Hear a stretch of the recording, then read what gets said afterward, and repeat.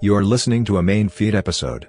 Go to patreon.com/Celtic Ligers where €5 a month gets you weekly full-length episodes, stray bonus content and access to the back catalogue.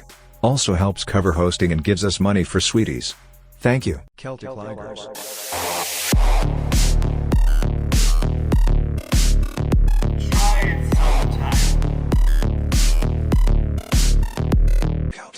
Recorded 20th of November 2023. Yeah, what was I saying? Oh yeah, Dan's mixtape has changed his name to Not One Vote, okay? Oh, interesting. Yeah, so the idea is that he's basically saying we need to vote these people out of power. And then he hates all of the main opposition parties. And then everybody in the comments will be like, but you support the National Party, right? He goes, maybe I do, maybe I don't. You know? Yeah. Just being real cagey about it. But like, so in his videos, he's very cagey. And then in the pictures for them, he's very overt. So the picture I sent to James was a screenshot or whatever, the image of the episode. What would you call that on YouTube? A JPEG? What do you call it? You know the fucking... Thumbnail. Thank you. So it's a picture of a gas ring, and then on the gas ring is RTE, and then next to it is Mary Lou wearing a hijab, okay? Or some sort of kneecap. Headscarf. A kneecap. Is that the other one? Sorry, you got your hijabs. You got your... No, is it NIQAB? Isn't that another one? Yeah, I just thought you said kneecap, and I was like, that's funny. Oh, yeah. No, and then you have your Berkeley's. Do you remember I told you about that Doctor Who thing last week where they had the very racist depiction of an Irish person? Yeah. I was for the episode, I went back and listened to it and just tried to chop out the bits of audio to kind of illustrate my point. And it turns out I'd completely missed another section of it where at the start of it, the Doctor's like... He's like, I can't talk to a man who's got a gun aimed at my head. It's like, I don't have it aimed at your head. I've got it aimed at your kneecaps. Famously. Like, Jesus. Famously, this is, by the way, the episode is set in like in 1920, do you know? Right. So like, you know, I mean, I'm sure that the IRA used reprisals like kneecapping, but it's more synonymous with the provos, you know? Yeah. I just found that so funny that it's like, now there's no difference between either of them, obviously. So the headline, the title of this video is RTE Energy Charges and the Inevitability of Sinn Féin. And so I was kind of hoping, I watched the video hoping that he'd get into, I guess we never even, like people, long-time listeners will know Dan's mixtape is this, like a friend of mine sent me a video going, hey, this guy talks about politics and, you know, you might find it interesting. And then he kind of had just generic anti-corruption stuff. And then over time, he kind of started to slip into like some very racist sort of tropes. And they were exacerbated even further by COVID and particularly the Ukrainian migrant. I don't know, do you want to call it a crisis? I'm not really sure. Yeah, he's now like pretty openly fascist, except he is a bit squeamish about saying it full-throatedly.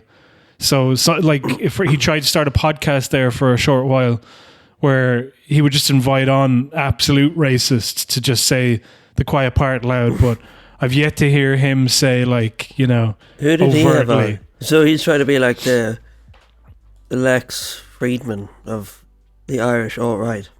Who's Lex Friedman? He's a guy. He interviews people, and he's very... doesn't matter. Okay, so... I'm just looking through the comments. I love comments on everything. Same, yeah. The greater public, we are waking slowly from under the gaslight. Oh no. Then we will win. Thank you, Dan. Good video, Dan. filthy, disgusting liars, and England's greatest spy in one vid. Yes. Who's England's greatest spy? I mean, if I could remember, I'm pretty sure it still wouldn't make sense. Do you know? I think it might be right. Ryan Tuberty popped up there. Could be him. So I want to try and find the racist who he had on his podcast, but they were just being like another comment is vote Derek Bly, Ireland first, the only man talking sense in Ireland. Who's Derek Bly? Derek Bly is a Cork-based activist who goes into libraries and just tears any books that talk about trans people.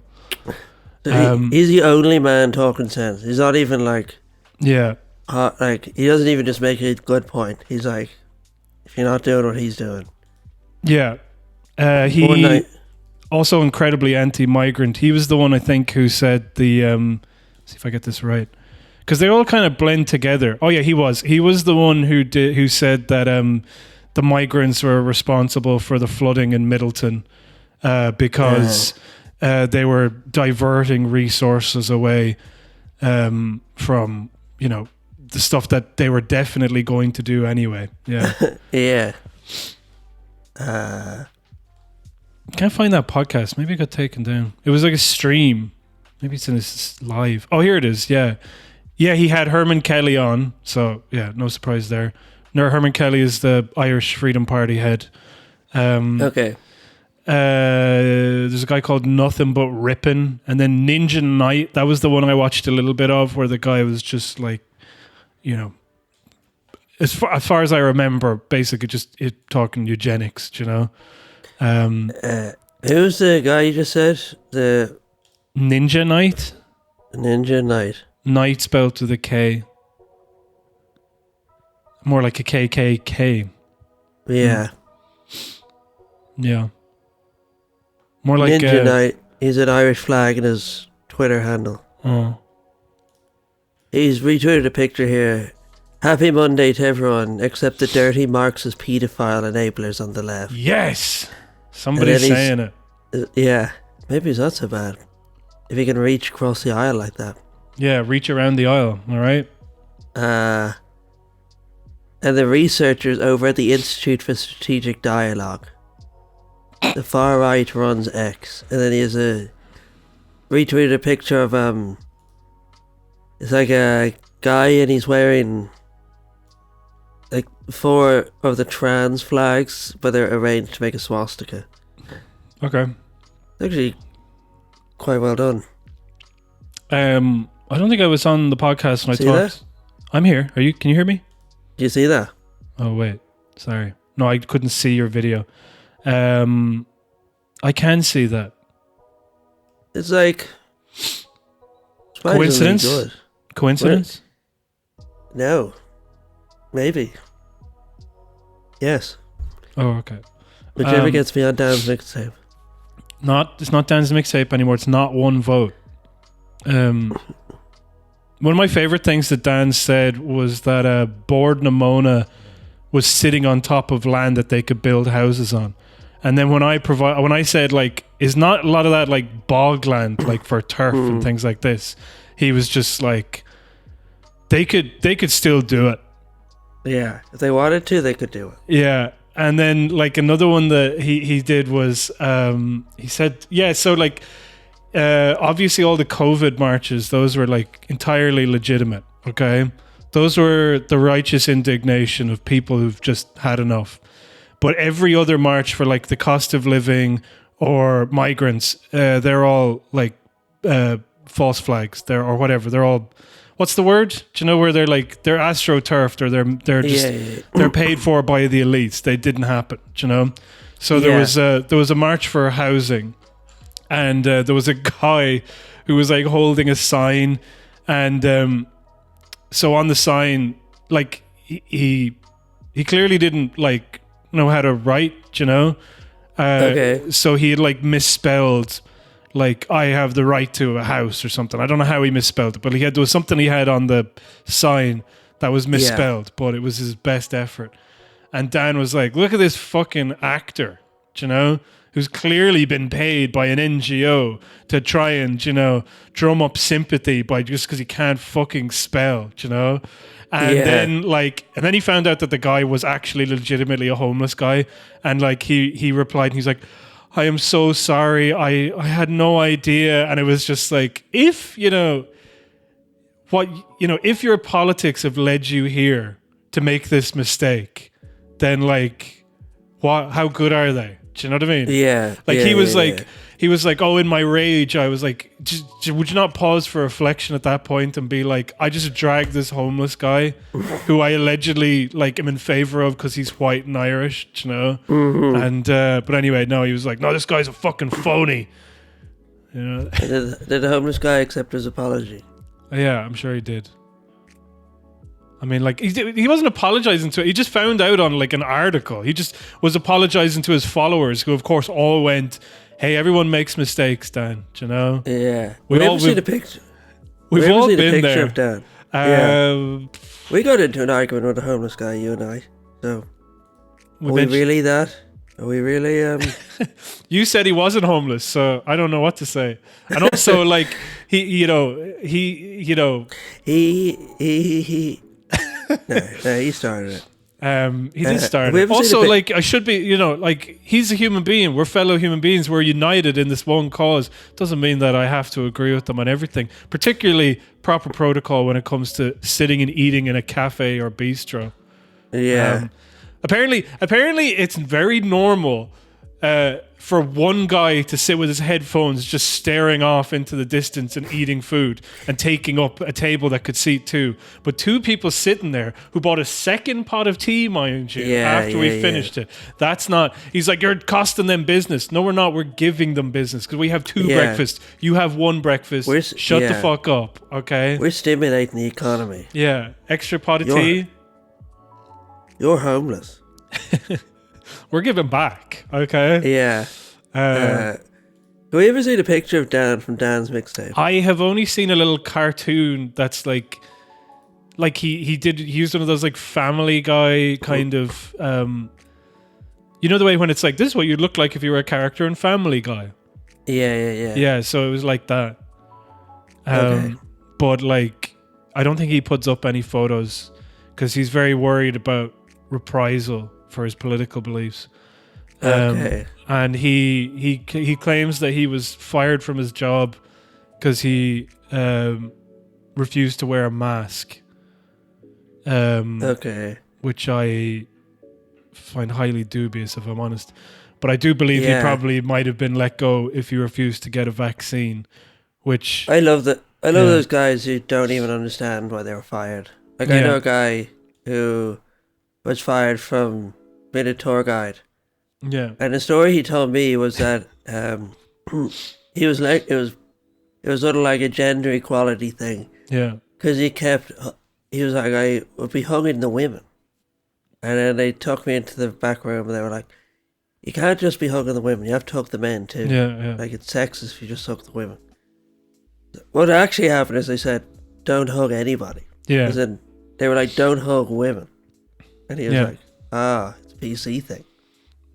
But he just sort of got fired for hugging people too much. Yeah, it's so... That's the thing that I'm having difficulty with like... I know this is not... But like with Israel, Where it's like... Yeah, let's get into it now. But I was like looking at like... you see these like harrowing, horrible images that'll just scar you for your life. And you're like... There's these people who just like hopelessly show these images to really devout Zionists. Like, look what's happening, And like Dan as well, like, all these people, they go, that's actually not happening, Yeah. Or like, that's happening, but it's got to happen, But, yeah. And you just kind of are like, but I'm also the same, because they'll be like, all right, well, here's a picture of like, some kids who got killed in the kibbutz. And I'm just like, that's not relevant to what I'm talking about with this thing. And then I'm just like, is that I don't know, like, I know what I believe. And I know that I can't really be persuaded by some Israeli saying, actually, this happened to me. Be like, I don't give a shit, Yeah, I mean, I think it's that it's the classic thing of like the Israelis, and you're not talking to the opposition, you're talking to the people who are undecided. You know what I mean? Like that's like Israel understand that most of what they're saying is nonsense. Like who was what's his name? Norman Finkelstein. He put up a thing where he was like, he was talking about how the Israeli army, they bombed that hospital with the preterm children, and he was like, and it turned out there was no. He's like, it proves that there was no Hamas bunker underneath. It's like Israel never thought there was. They're just saying that so you spend time talking about that while they bomb it or while they fuck it up. You know what I mean? And then if you point out that they were lying, they're like, of course we were. Like, they've moved on to the next lie. You know what I mean? Yeah. Like, it's like, I mean, I can't It's like remember. you almost can't engage with what they're saying. No, you because can't. It's all nonsense. I mean, I know that there was a term that they used that was like eventually changed to PR. Like, as in, like, basically what you just described, they have a name for it, where it's like, we don't need to justify it. We just need to kind of, Say it. I don't know what the fucking word is. The word is Hasbara. Wikipedia describes it as having no direct English translation, but it roughly means explaining. It is a communicative strategy that seeks to explain actions, whether or not they are justified. As it focuses on providing explanations about one's actions, Hasbara has been called a reactive and event-driven approach. But the only one that I could think of is that, was it Dominic Cummings or Steve Bannon, like, flood the zone with shit, you know? Where you're just like, here is all of the tragedy, all of the trauma, every single thing we react to reflexively like it's an open fucking wound, you know? And then you just keep that emotion at like 100 and then just weather the storm, essentially, is what they do. And then people move on, like, say, until the next lie or the next tragedy or the next whatever, and it doesn't matter at all. But then what happens as well is that everything remains so heightened that your average kind of like centrist observer, like, let's say legitimate centrist observer, and not just say it, you know, somebody who's just like, oh, all right, what's happening in the news? All right, I got a good read on that, and let's just leave it. Is that they're just like, this is too much. I'm not bothering getting. Both sides are the same because they're both as passionate as each other. So who gives a shit? Yeah. And then they, you know, that's the idea, is to keep it that inflamed so that like the average person is kind of just checked out. I don't know how much it's succeeding now. The demonstrations are certainly encouraging, just the amount of people out in the streets. And I mean, politically, obviously, there's not really much purchase because all the people in there are just so fucking brainwashed with it. You know, they're just like going through the motions, particularly Biden, you know, where it's just like... There's usually some influence. Like, someone was talking about how the protests in France influenced Macron. Yeah. I don't know how. Macron. Even though he made it illegal to protest. Well, now he's asked for a ceasefire and he's one of the only Western leaders to do so. Yeah. So not like our guy, Micheál Martin, just flying over there. Did you see? I did see that. I mean, it's wild because when I saw the picture, I was like, so there's a picture like Micheál Martin the day after a vote about whether to introduce sanctions on Israel, to call for a ceasefire, and then here's the kicker as well, to enact the Occupied Territories Bill, which I suppose includes the sanctions. But the Occupied Territories Bill was like basically a bill that would, I can't remember what it was, I imposed sanctions on Israel essentially, and it passed both the Dáil and the Seanad. And then for some reason, like reasons that I cannot, like nobody has been able to explain this to me. Please send me an email because I'm actually jacking off right now just asking questions. But like, how can something be enacted by or voted on, like approved, by the Dáil and the Seanad, and then they're like, oh, we're not going to do that. and then you're just like, well, you can't just not do it. Like, you can't just, like, how does that work? How does that happen? You know? And that's like, they're just not doing it. And so this thing was like, oh, we're just going to enact that. And they're like, no, we're not. I was like, what are you talking about? How is that even, like, this is, anyway, the point is. Yeah, like, what's the point in the other stuff if you can just not do it? I mean, like, if that was the case, if that was the whole thing where it's like, I don't know, just this whole thing about, oh, unfortunately, we don't want to do this awful thing, but because both of us voted for it. Well, no, you already have this thing that is the good that you're not doing for reasons, you know? Because Coveney, another Cork man who loves Israel for some reason. He says with Micheál Martin that he's like, oh, it's two sides and blah, blah, blah. Whereas Coveney just likes Israel, straight up. Well, actually, the pictures of Micheál Martin confirm to me that he just loves the aesthetic of war. Like, he's looking at Zelensky and he's like, oh, fuck, love that jumper, love the fucking khaki. Yeah. He's like, this guy, man, you know, like, and then standing there. Yeah, he likes, like, wearing the helmet, wearing the flak jacket. Because you see these pictures and he's like an Instagram girl who knows her angles. He's got his hands on his hips wearing the flak jacket to the side and looking very serious at this Israeli minister, like going, yeah, and this is where a shell, like, you know, I dented my car. Oh, you know, oh, wow, oh, this is insane. Hamas need to, we need to level Gaza, you know? And like so the first thing is that I thought was that, like, he does that the next day. He heads off after the vote, goes to Israel, and then there's a picture of him pointing at a hole in the ceiling, you know, like, and it looks like if you have ever read like a regional newspaper and there's a councillor like pointing at bins or something like that, or a pothole in the ground. Yeah, it's like shaking his head. Yeah, but he's wearing a flak jacket as well, and I was like, is this like some Photoshop where they've just put him in a flak jacket, but he's like pointing at like a damaged social house in like Cork somewhere? Like, it looks like some of the grand designs. Like, he's just there, like, pointing at a hole. Like, and he's there with the Israeli foreign minister, and he's just like, oh man, I feel bad for you. Yeah, but man, this sucks. Yeah, and then it's like, but I mean, like, obviously, you know, you have to, what you're doing to Gaza, I mean, international law, but like, that hole, fuck, man, it's gonna take ages to fill.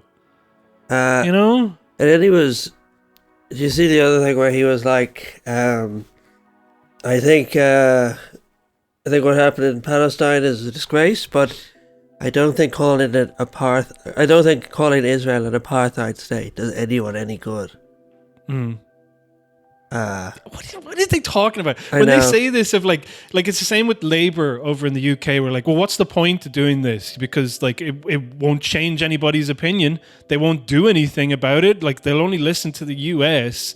Like, so why do we even bother doing anything? This isn't really helpful. This isn't really. It's like. But what about the part where you just like do it because it's the right thing to do? Does it matter? Like, it's correct to say that Israel is an apartheid state. It's like 100% correct to say that.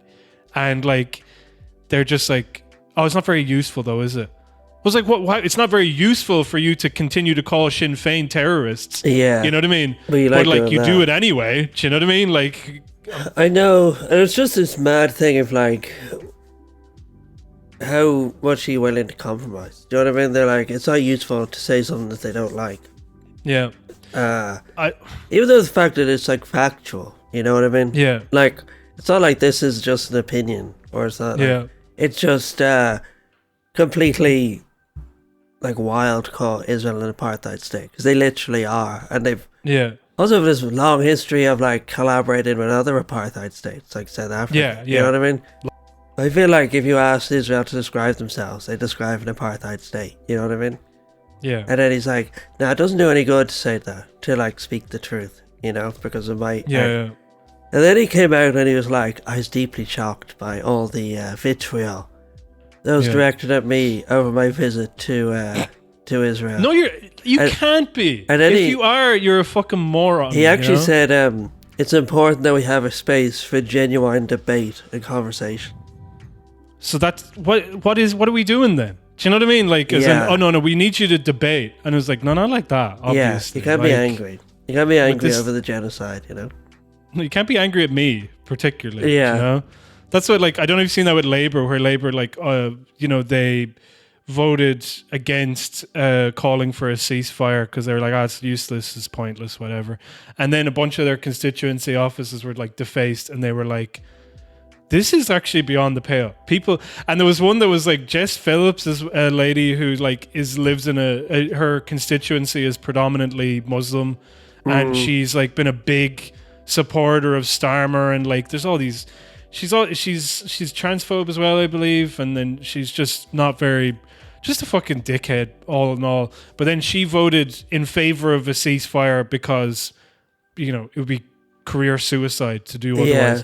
But then she tweeted afterwards, like, seeing some of the vitriol that people are getting, like, my vote could have been very different if you had been, like, mean to me like this. And, like, it's the same with, that's actually, we skipped over the bit. So the Soc Dems last Wednesday introduced this, what do you call it, like a motion? Who cares? Like a thing that people vote on so that, we sanction Israel or we call for a ceasefire and blah, blah, blah, and expel the Israeli ambassador, which we should fucking... Also, that was another thing, because he went to Israel with the fucking ambassador the next day. Yeah. That's who he went with. Yeah, who was at the Fianna Fáil Ardèche as well. So, like, it's insane to me.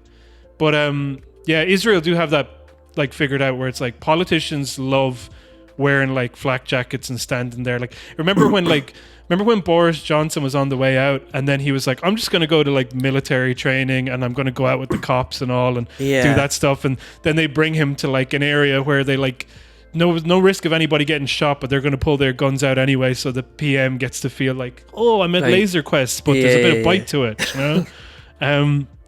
But anyway,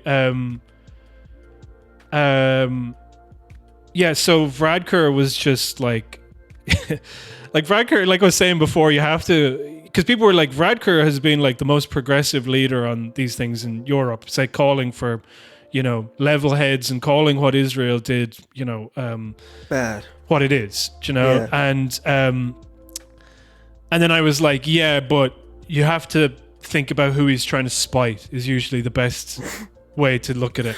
So like, he's trying to spite the Europeans to kind of, or you know what I mean? Like he kind of is like, this is something that I could actually be a leader on, and it would cost me, the angle that I'm taking on it will be minimal political cost in Europe, but maximum political gain in Ireland. Yeah. And so he says that it is what it is, and then blah, blah, blah.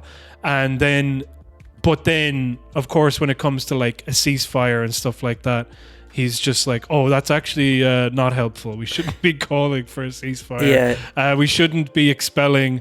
They did vote for a ceasefire, didn't they? But they didn't vote to expel the ambassador. Like anything that would actually count as a sanction. But anyway. Let me get it up. They never got it up. The Socdem motion called on the government to withdraw diplomatic status from the Israeli ambassador to Ireland and push for the imposition of EU-wide economic sanctions on Israel.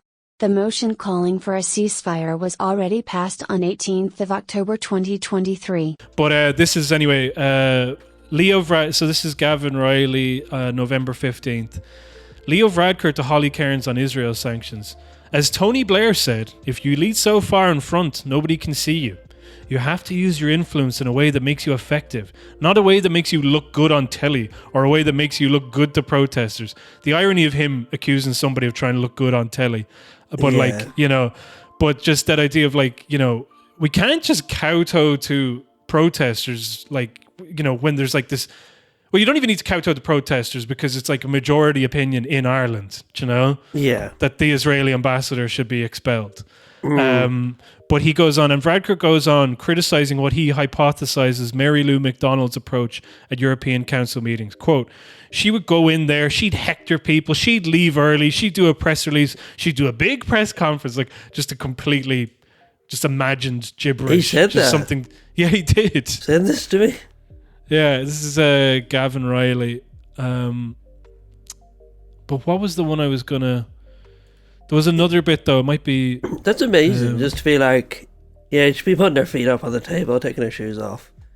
Yeah, but he did that. There was a Fine Gael conference or something over the weekend, and he was just saying the exact same thing. He was like, this is what Sinn Féin would do in government, and he just starts listing off a bunch of like hypotheticals. And then, but one of the funny thing about it was like, do you know that don't threaten me with a good time, do you know, where he's like, what he said is that Sinn Féin would charge you more tax, okay? So he's like, he was saying he's like, they would, if you're earning more than 40k, they would be charging you $6,000. Okay. And he's like, that's $6,000, which isn't in your pocket. And I was like, it's just so funny. It's just like, he just doesn't understand the idea of like, do you know what I mean? Like, as in, we pool all our money to, like, the idea of taxes, isn't it? Is that you just take the money and then you spend it on public services. Yeah. But then he's like, he's just going to take that money away from you and spend it on like bullshit like we do. And it's like, but like,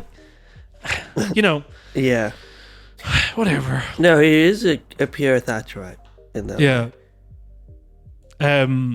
But where was the thing? There was something he said anyway. He basically was giving out to them saying that like, oh yeah, like you're all just playing for the camera. Do you know what I mean? You're all just trying to you're just doing this because, like, first of all, like, maybe they are, because that's like half of being a politician. So I'm not like, that factors into it for sure. But it's also like, there is also principles at play in here. Like, I have no real love for the Soc Dems, but like Holly Cairns has been like entirely outspoken about like mother and baby homes and stuff like this. Do you know? Yeah. Like, it's not beyond the realm of possibility that she could actually give a shit that people are dying in Gaza. But like, the only thing that Radker could think of is like, you're just doing this as like a cynical political calculation, which obviously is what he does. But like, it's also like very revealing of what he thinks people do things for, the reasons people do things, I know. And then, around that same time anyway, this is on, November 14th. So I guess I saw these kind of back to back. But Mick Call tweeted out, Radker left speechless as Brian Dobson tells him homeless children are being failed by you. Okay? And so I thought what that clip was going to be was him going like, I mean, you're right, but I mean, because that's what being speechless would be, as in like, oh my God, I've just been confronted by something, do you know? And like this is like a normally sympathetic journalist who's interviewing me. I wouldn't have chosen him otherwise. And he's saying, I failed the children, and like, wow.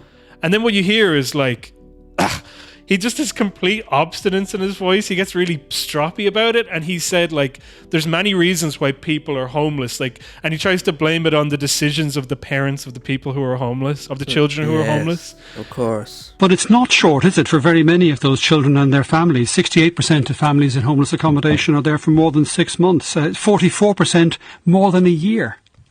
Well, we have to make it shorter. Most people who experience homelessness, who are provided with emergency accommodation by the state, will be out of that within 6 to 12 months. But we need to try and make it shorter and make it as short as we can. But 6 to 12 months, Taoiseach, in the life of a child is a very long time. It is, and I understand that, absolutely understand that.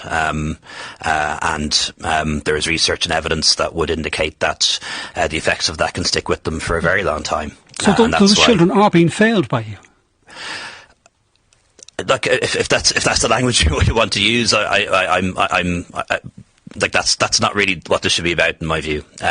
Homelessness happens for lots of different reasons, and it's not just about the state. There are lots of different reasons as to why people end up homeless, and why their children end up homeless. But it is the responsibility of the state to help those children, and that's exactly what we're doing.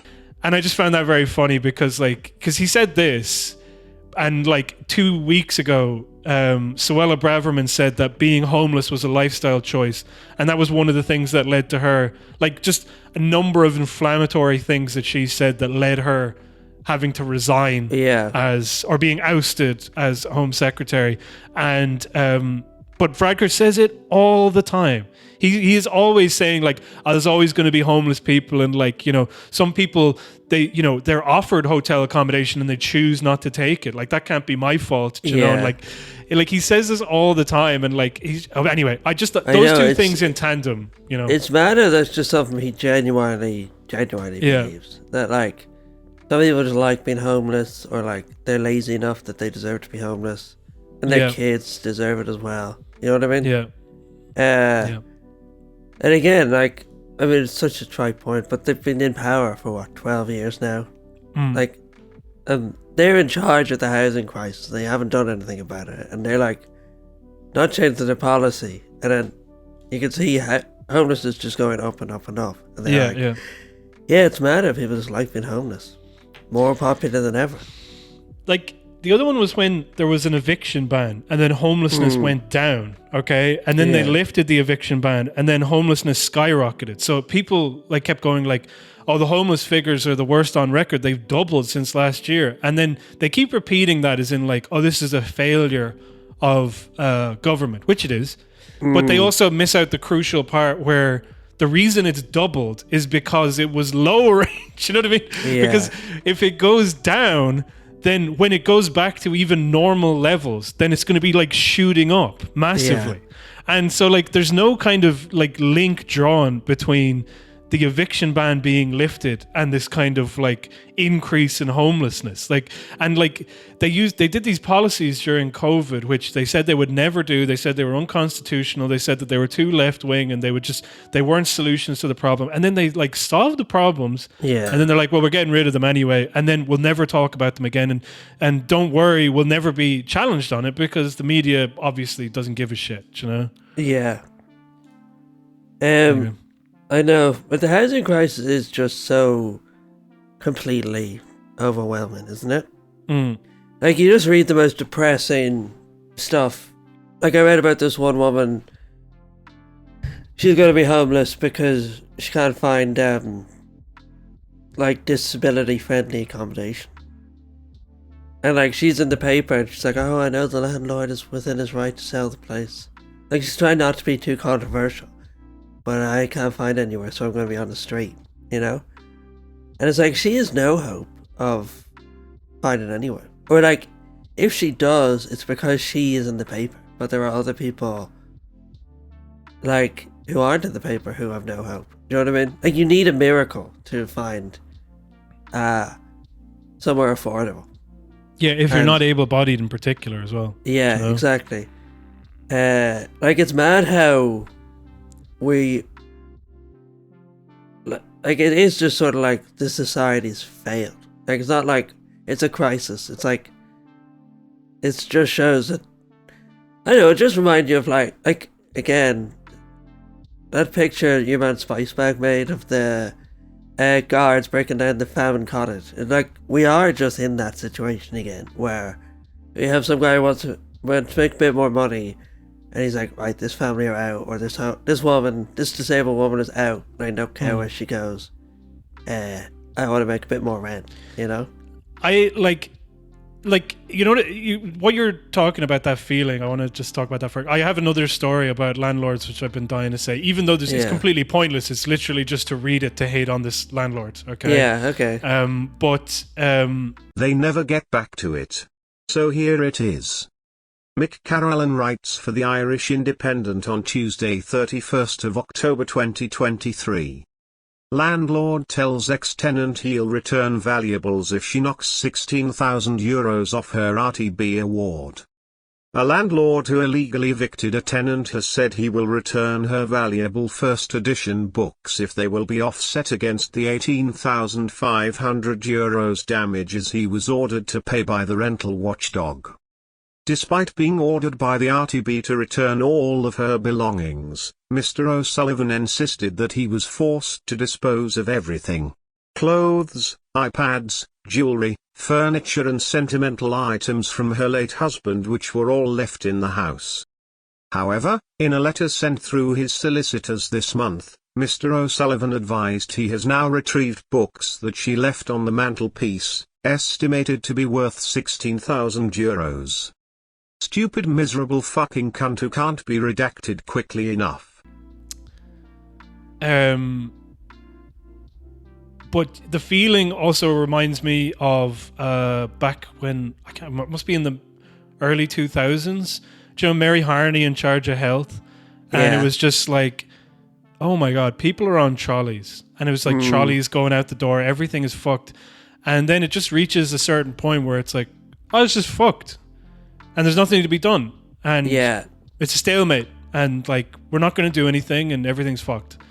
And then you just kind of go like everyone just shrugs their shoulders. And then eventually the news just stops reporting on it because it becomes, but then you know, if you were to even look for any of this stuff, like about failures in the health service, you'd find them easily and immediately. But it's just like got to a stage where people are like, I cannot read any more about this thing which is not being solved. Okay. Yeah.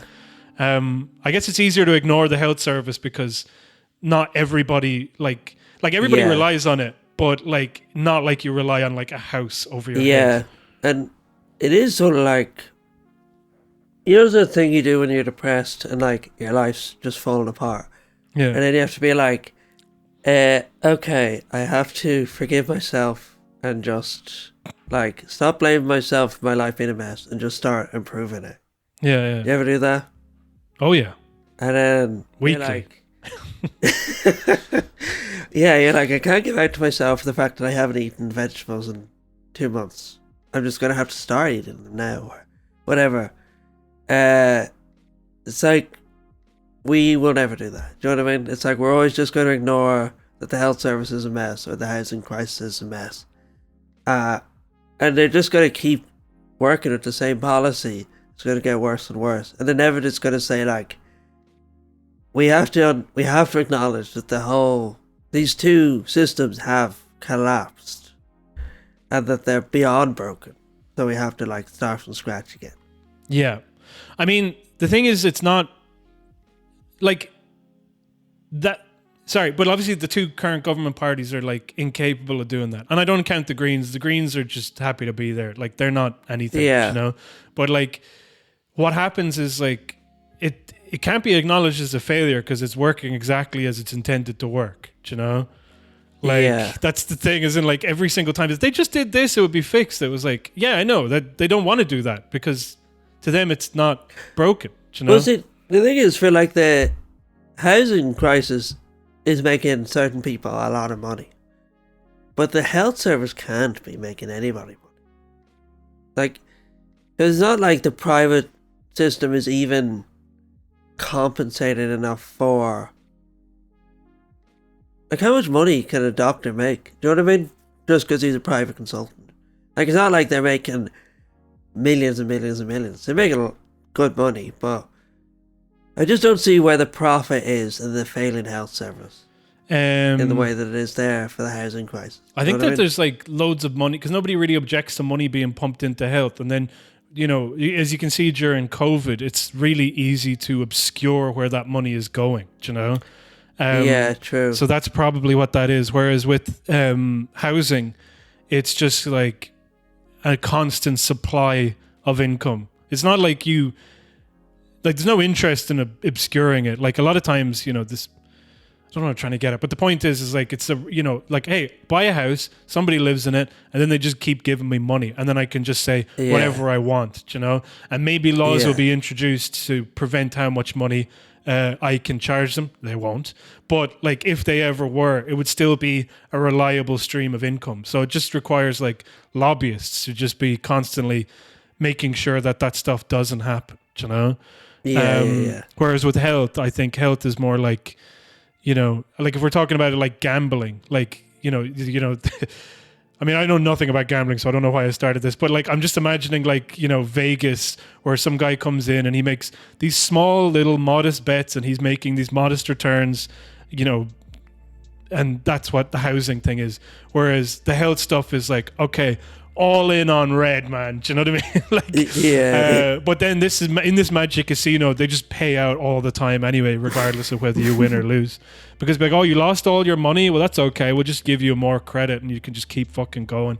And like, where's that money coming from? Oh, somebody else's. We don't give a shit. We don't look at it that much, honestly. In fact, it comes from those people who are like undeserving, who, you know, just, you know, deserve to be subjugated. You know. I'm really trying to find this article of him at the conference over the weekend. Like in, say in America, the health service has been completely handed over to the private sector. Like it's just like, That's how it's run. If you can't afford it, fuck off.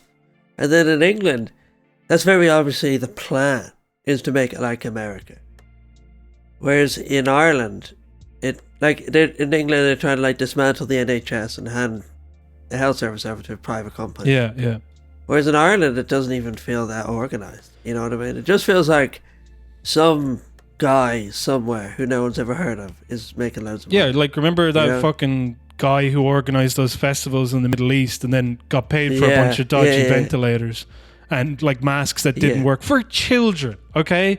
Like children, man. Anyway, the thing about it is like Ireland like can't reckon with itself. Like there's all this stuff about how like, oh, we're actually like, you know, the bus driver showed up 10 minutes late and he was holding an ice cream. I mean, you know, that's why he was late, because he had to stop and get an ice cream, aren't we? You know, and it's like, well, like, we're talking about the one bus that goes through your hometown once a day, you know? So like, what we're describing as this kind of charming dysfunctionality is actually corruption. You know, is actually like all of the money being funneled upwards, you know, especially with health, where it's like, sorry, somebody's calling me, I think.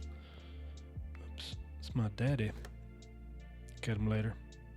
But you know what I'm saying, where it's like, you know, like all this stuff where it's like, oh, it's silly and inept, and it's like, basically it's that, I guess we're a relatively new government or whatever, you know, and then, but like we never got over people looting what was there, you know, the public purse.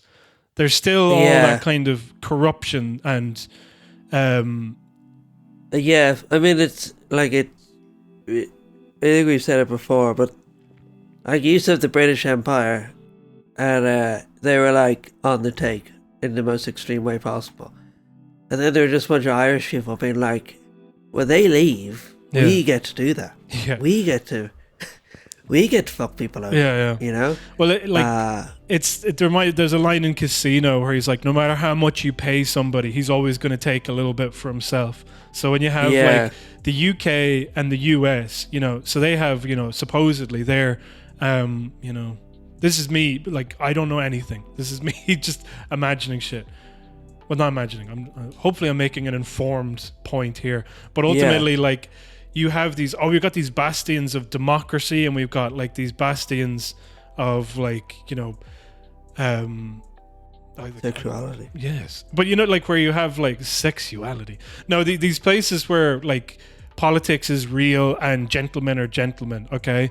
But then we outsource our fucking people over somewhere else. So in America, it's like slaves. And then in like, you know, in England, it's like all over the fucking world, you know, like an empire.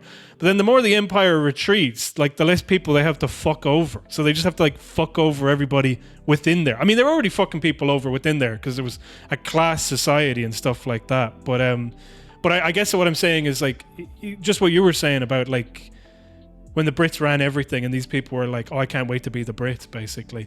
I mean, you're talking about like, basically a country that has gone like, I can be a complete fuck up and completely dysfunctional and unfair here.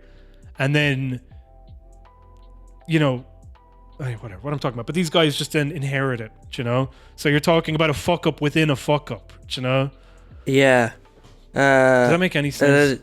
Yeah, it does, and it just keeps the ball rolling. Yeah. Like they're just finding new ways of fucking people over.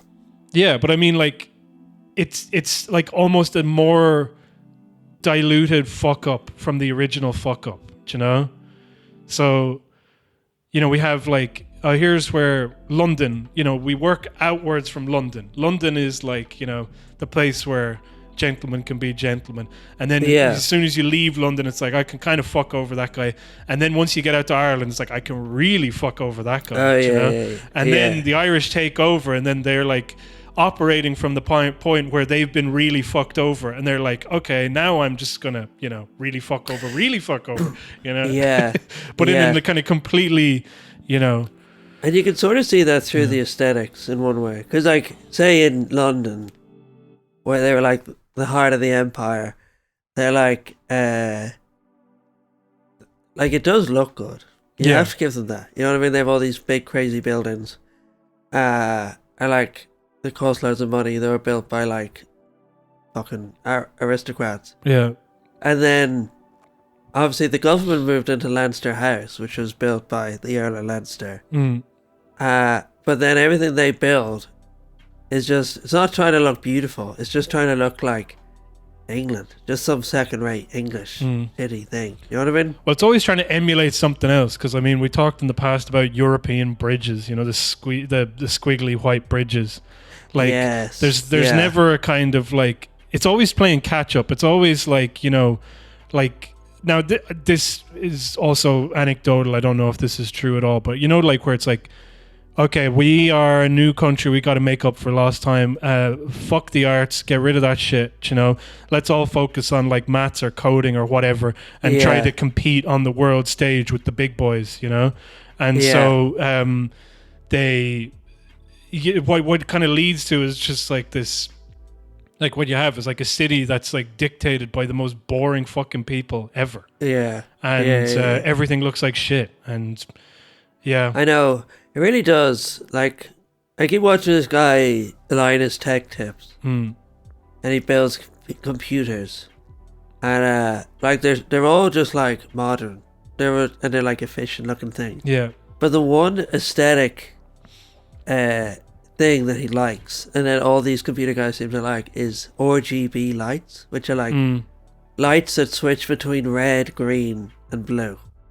And they're the only thing that you'll ever hear them go, that's really beautiful, that's really nice. And it's like the tackiest thing in the world.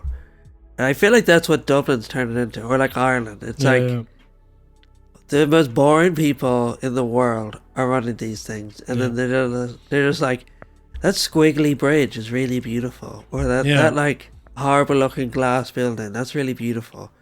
But it's almost just because it's recognizable. Yeah, you know exactly. what I mean? Well, it's a status thing as well, but like, you know, as in like it indicates their status, but also like they're kind of being told secondhand what's beautiful because they have to be told everything secondhand. Yeah. That's why they have so many advisors. It's like, I don't know if this is beautiful. Oh, it is. Oh, okay, cool. You know? But and they go on trips to America and England. They're like just really getting informed about what's good and what's not good. Yeah. But there was something you said there that reminded me of something else, would you believe? Nice. Fuck. All right, forget it. It's gone. About RGB. Oh, I was going to say about the VFX artistry acts, guys. Oh, yeah. Because I was like, more and more, I'm like, you need to take the word artist out of your name. Do you know? I was trying to think of like a more appropriate word for the type of person that they are. And I was like, they should be called like effects engineers. But you know the thing where it's like, so these guys, hey, welcome to the VFX Artistry Act, guys. Today we're going to have like this. And then they'll be like, we've talked about it in the past. Yeah. Actually, they watch movies and then they rate the visual effects. Yeah. But they have a very like narrow criteria for what's good and bad. Yeah. They're sort of like Jurassic Park has the best effects. Yeah. And therefore it is the best. Yeah. Whereas like, I don't know, something more experimental, they're like, that's not good. The dinosaur doesn't look real, but the guy doesn't look like a dinosaur. Well, when they had David Lynch, they were like reviewing.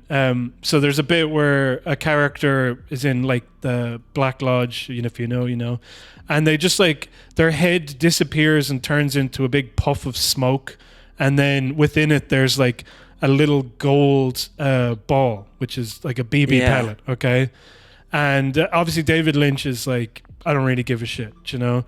So he gives a shit because visually he's like, I want it to look this way, I want it to feel this way, I want you to just feel uncomfortable, like you're seeing something from a different world, you know, like, and so like one of the things when the pellet appears,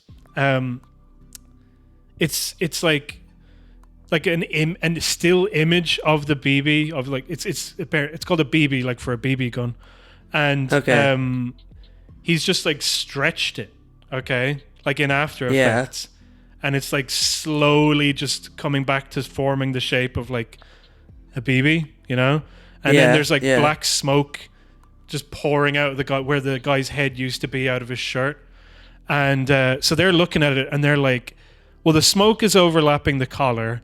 The BB is just a still image that's being contorted, you know, and they're just like, what is going on? And like, what? And like I know that they're bigging it up for the camera and stuff like that, but they're like, this looks really bad, okay? And then obviously we always said in the past that they'll watch like Independence Day and be like, oh, this is great, this is explosion, fantastic. Although there was also a nuclear explosion in Twin Peaks that they looked at and they were like, they were blown away. They were like, this is the best shit ever, because it was like the one, like, you know, you could tell David Lynch was like, I want this to look like, you know, nuclear explosion. Yeah, because like the thing about him is, I think Stuart Lee said this about his stand-up, which was when he won awards for Jerry Springer the Opera, then people started to show up to his actual stand-up and they started to laugh, and he was like, they had permission to laugh now because they realized that what I was doing was on purpose as opposed to, you know. So like, yeah, David Lynch is kind of like that, where he makes like Eraserhead, and then people are like, well, you just make like a bunch of weird looking bullshit movies. And then he makes Elephant Man, which is like a big Oscar film, and then it's like, okay, now I made Blue Velvet, and now you have to reckon that everything that I'm doing is intentional. It's not just some mad shit I'm coming up with, you know. So the same thing with this effect. It's like, you know, here's this impossible to deny explosion, which goes to show that like when I do this janky looking stuff, that's actually intentional, you know? But the thing that I find really funny as well about the VFX Artist React guys, they started off, they did a video where they were like tearing Sonic apart. Do you remember the trailer for Sonic where he had like the weird teeth and all that? And then they changed Sonic, but now they're getting like guys from Weta and ILM and all of these VFX houses into the studio, and so now they obviously aren't going after any of these effects in any real way. They just been nice. So like what happens is they'll do like, you know, so they'll be like, okay, I see what they did there. This way it could have looked a bit better, but they were probably up against it with time, you know, that was probably the thing that happened. And you're just like, right. And then when they want to go after something, they'll just put David Lynch on, because they'll be like, fuck this guy. Like, I'm not getting a job out of this piece of shit, you know? They're very cynical assholes, and I love to hate watch all of their videos. It just like drives me crazy, because some of the stuff, and like I know that this is part of the React video format, but like the way they talk just pisses me off. Like they'll be like, so they're watching Sunshine. Have you ever seen Sunshine by Danny Boyle? No. I think you'd love it. I mean, anybody would love it. I'm not saying you in particular. I'm just saying it's a really good science. No, I bet I'd love it. Huh? It's a science fiction film where the sun is going to go out, and this team of astronauts. Yeah, this sun is about to go out. Yeah, to the club. Were you pointing at yourself? Sorry, because I didn't have your camera on. Well, you could have I could have pointed at me or you. Yeah. Because we're both sons. I was just making a joke. That's okay. I mean, that's what the podcast is about, making jokes. So that's 30% of the podcast. Yeah, it's good that we got some politics in, like, from the very start. Yeah. I'm very happy about that. But I did cut out 20 minutes of us talking, so there'd be politics in the other episode last week. Okay. And one thing, actually, you know the way you're saying that those VFX guys, they have such an irritating manner. Yeah. And then I was listening to, like, those are the podcasts I listen to. The people have very irritating, crazy voices. Yeah, totally. Do we have crazy irritating? Yes, we do. Yeah. Oh no, we do. Like I've been told, I was like, why would you start a podcast? Like these voices are not like what I wouldn't want to hear any of them. And I was like, for a while, I was like, oh shit. And then I was like, yeah, but all the podcasts I listen to, I like hearing the diversity of voices, like literal voices, not like, you know, yeah, what they're saying. Like I like hearing people have different voices, you know? Yeah. I don't know. But yeah, we do. It's undebatable. Who said that? You know? I don't know whether I should say. Tell me. I don't mind. Yeah. No, Kayla. Yeah, fuck her. Yeah. But anyway, write in if you like the sound of our voice or if you don't like the sound of our voice. And also vote on who you think has a better. No, yeah. Don't do that. That would be the worst. I would hate that because I'd win easily. But there was a, but yeah, no, the VFX Artist React guys, they were watching. So Sunshine is like a Danny Boyle movie. So you know, 28 Days Later. Yeah. So Alex Garland wrote 28 Days Later, and Danny Boyle directed it. Cillian Murphy starred. He also did the And Steve then- Jobs film. Alex Garland. Oh no, Danny Boyle. Yeah. Yeah, Danny Boyle directed it. But I'm talking about their collaborations. Alex Garland and Danny Boyle. Okay. They collaborated on 28 Days Later.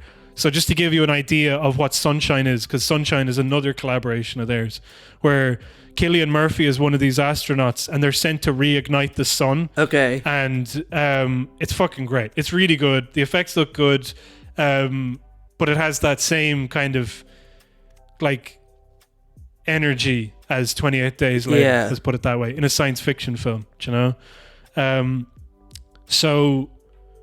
Breaky. But the cast is really, like, for the time, nobody knew that this cast would be quite as stacked as it was back then, do you know?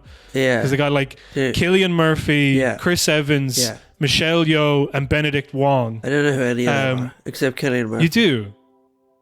You know Chris Evans? No. Did You he know do Michelle Did he Yeoh? do something recently? Yeah, he plays Captain America in the Marvel movies. He was in... okay, go on. And then He's in Snowpiercer as well. I told you the thing about Snowpiercer where I got that confused with 48 Hours of Darkness, whatever that's called. 40 Days. With the vampires. Yeah. Yeah. And then I watched, like, halfway through it, I was like, when are the vampires going to attack the train? I was in there, I was like, are the vampires, like, is it going to be like class unity? Are all the characters Yeah, going to yeah. join together to fight the vampires? And that's the end of it. That's like the worst way to watch a movie, when you anticipate something is going to happen and then it's never going to happen. I watched it. Yeah, she's huge. I watched the movie Silence thinking that Tom Holland, who played Spider-Man, was going to play an Irish monk in it. So I was like, because he was playing because I saw a clip of him playing a monk, Yeah. and he was speaking in Irish, and I was like, oh shit, I got to check this out, you know. And then I was like watching Silence, just waiting the entire movie for Spider-Man to show up Yeah. voicing an Irish monk, and then it didn't happen, and I was like, what the fuck? And it's just like this, like, and then it turned out he was in this like piece of shit like Screen Ireland movie where they like fight Vikings or Tom something. Holland. And yeah. Mad. And I was like, and I watched it. It was okay. But it was like, just to be sitting there watching like this kind of thoughtful contemplation on faith and kind of like Yeah. the persistence of, you know, Yeah. what are your principles? What are your beliefs? You know, and like, how strong can you be in the face of like this kind of, and then to be like, where's Spider-Man? You know? Yeah. I want to see him talking Irish. That would be fun, wouldn't it? That's my favorite Scorsese film. Yeah, it could be. It's not mine, but like it's a good one to be. You know, Have you, it's not like. have you seen All Killers of the Flower Moon? No, I haven't. All Killers of the. Did you get that? All Killers, No Fillers of the Flower Moon. Yeah. You know? I'm not going to ruin it for you, but can I talk about one quality of the film? Yeah, go on, of course. Everyone is too old in it, and it really makes me angry. Yeah. Because for a lot of the film, I thought Leonardo DiCaprio was supposed to be like mentally handicapped. Okay. Because he's like 50 in real life. Yeah. But he's actually playing like a 25-year-old. And then it was just like Throughout the whole movie. throughout the whole movie. And then there's like at the start, this is literally the very start, he's like going to meet his uncle, you know, looking for a job. And his uncle's Robert De Niro. And then I realized like Robert De Niro is 80. So like for the rest of the movie, they've aged everybody up. So like the way it should be is that the lead character is 25 and everybody else is 50. But because DiCaprio's 50, everybody else in the movie has to be 80. So most of the characters are 80 years old. Like most of the actors, but they're still playing. It's like the sheriff comes in and he's 80 and he's like decrepit and frail and he's like, What do you want, young man? He says to DiCaprio. It's really eerie. Like, I think at this point, obviously, like, Scorsese's like, I just want to work with the people I want to work with, and like, it's like a play. You just have to get used to this idea that they're the age that they are. But yeah, if you're watching a movie, it is like a real head fuck where it's like, no, movies are supposed to be more reflective of real life. They're not supposed to be. Yeah, it's also like when he made Silence, he was working with Andrew Garfield and Adam Driver. Yeah. So he's obviously capable of working with younger actors. Yeah. They were so good in that. Yeah, they really were. I'm just thinking about it again, and like, I don't know if it's a spoiler to say, but like Liam Neeson in it as well. Just Oh like, yeah. so good. I think you see Liam Neeson at the start, so that's not a spoiler. Well, he's on the poster. But yeah, I think my favorite is Casino because I could just watch that again and again and again, like on repeat. I was thinking about The Irishman as well, where it's like people be like, "Oh, it's too long," you know, and I was like, "No, it's like it's too long." As in, it's a daunting prospect to watch it, and sometimes you're like, but like the length and the idea that it's able to just fucking like, you know, luxuriate in the amount of time that it has really lends to the whole movie overall. Yeah, you know? yeah. Honestly, like they probably shouldn't have done the effects that they did. They probably should have done it like the play thing I was talking about, where they just like just accept that this guy is 25. Yeah. And then he gets older, you know? I know. And like it also freaks me out because like in America everyone is so old. Like all their politicians are so old. So then when you see like these 80-year-old actors try to play like 50-year-old or younger people, it is just in their context of like the generation who won't let go. You know what I mean? Yeah. That's how it feels. Well, like also with that, I mean, I presume it's set in like the 1950s or 60s. I think it's a bit earlier. Okay, but either way, like in the past, in like a very rundown part of the United States. Yeah. So I can kind of go like, yeah, that's probably what a 25-year-old looked like back then. Yeah. That's what I like, because people were giving out about like, oh, fucking, what's his face? Joaquin Phoenix can't play Napoleon, you know?